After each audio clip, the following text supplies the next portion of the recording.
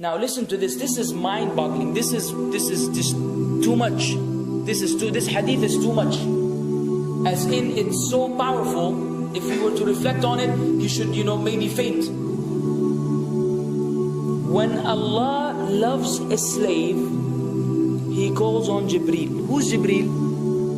You know who Jibril is? The greatest of the malaika, as far as Ahl Sunnah wal Jama'ah. The one whom when the Prophet ﷺ saw, he fainted alayhi salatu wasalam, because of his wings had covered the horizon. Jibril, the angel who's responsible for the most virtuous thing, which is conveying the revelation from Allah to the messengers of Allah. Jibril, and what do you know about Jibril?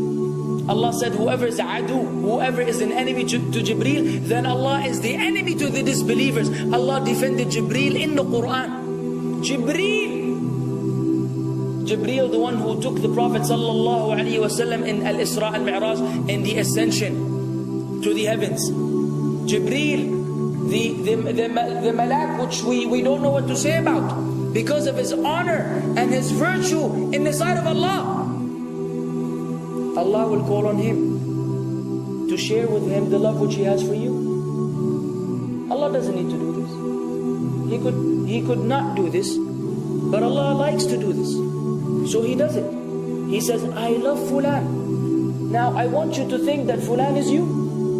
Whatever your name is, Ahmad, Mayroub, whatever your name is.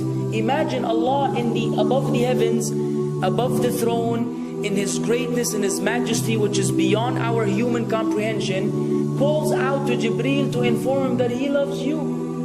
And not only that, فَأَحِبَّهُ, then He commands Jibril to love you also.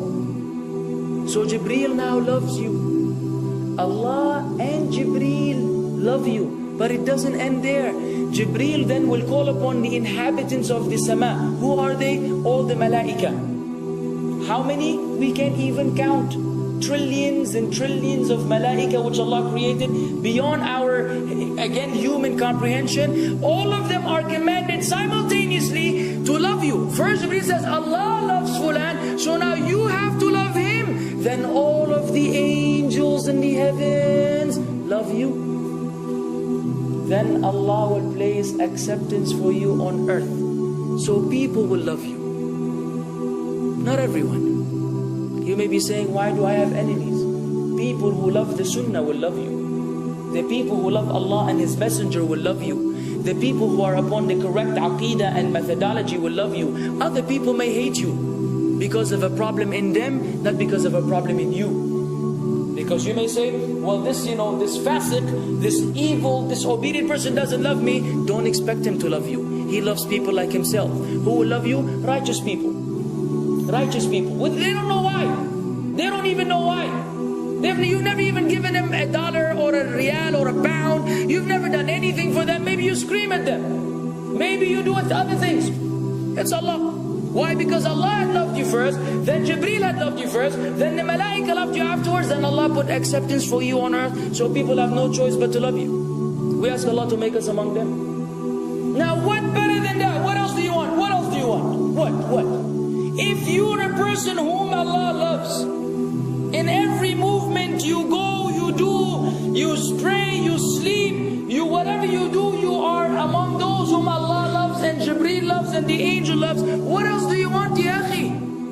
You're guaranteed success in this life and in the life to come. Guaranteed. No way Allah will punish you. No way. No way Allah will punish someone whom He loves. But the hadith doesn't stop.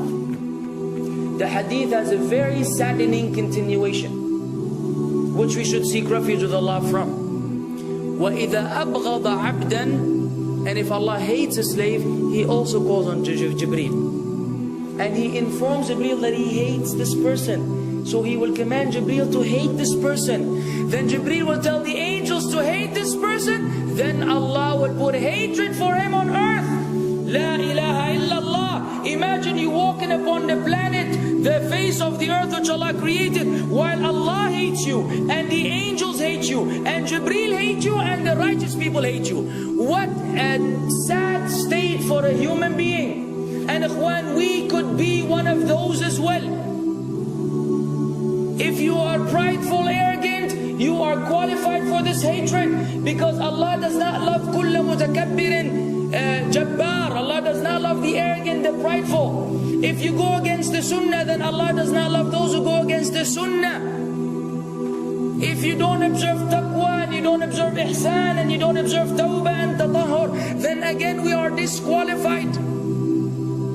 If you, many things which we can mention, many things which will bring about Allah's hatred and deprive us of Allah's love. It's a very sensitive situation, meaning right now you have to be one of these two. Either Allah loves you or He doesn't. But there's always good news even for those people whom we can be amongst. It's not too late because you're alive. It's not too late because it's Ramadan. It's not too late because you're breathing. Even if you led a life of someone who had attained Allah's hatred, if you were to return to Allah, then Allah will love you and be happier. He will be so happy with your tawbah than a man who lost his mount in the desert. Upon it was his food and his drink, and then he waited under a tree for death, and all of a sudden he opened his eyes and he sees his camel or his horse or whatever that was right in front of him, and he gets so happy. He said, Allahumma anta abdi wa ana rabbuka. Oh Allah, you are my slave and I am your Lord. Kufr. He said a statement of kufr, but the Prophet ﷺ said, أخطأ من شدة الفرح. He made a mistake because he's so happy. You know when you're so happy that you may say things against what you want to say? When you're so happy that you just, you say words that mean nothing to anyone? Allah is happier when you return to Him than that person. What else do we want? For how long are we going to stay away from Allah? For how long are we going to lead the life of the heedless? For how long are we going to go against the sunnah? What are you waiting for? Death? Death. حتى إذا جاء أحدهم الموت قال رب ارجعون لعلي أعمل صالحا فيما تركت كلا.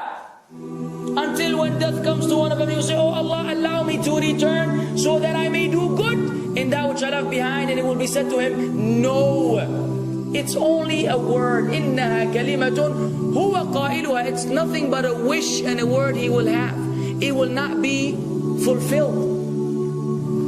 Let us not wait for death, ya akhwan. If each one of us here, by Allah, if each one of us here acted upon the sunnah, lived according to the sunnah, and invited people to the sunnah, and enjoyed what is good, and forbade what is evil, wallah, we will make a major change in the city in which we live.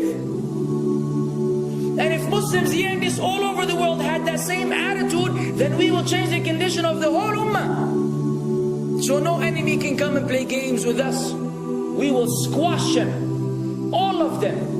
Because Allah will defend. إِن تَنْصُرُ اللَّهِ يَنْصُرْكُمْ وَيُثَبِّتْ أَقْدَامَكُمْ. If you aid Allah's deen, Allah will aid you and will keep your feet firm. But we don't even live according to the sunnah, let alone be given victory over the enemies.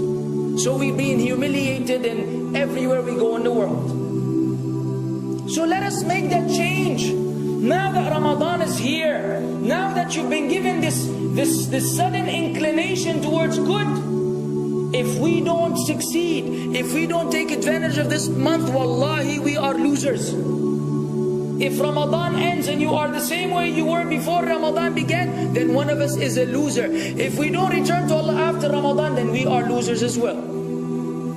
So tonight, bi'idhnillah, always on our mind, attaining Allah's love, acquiring Allah's love, fetching for the sunnah, and acting upon it whenever we're able to do so.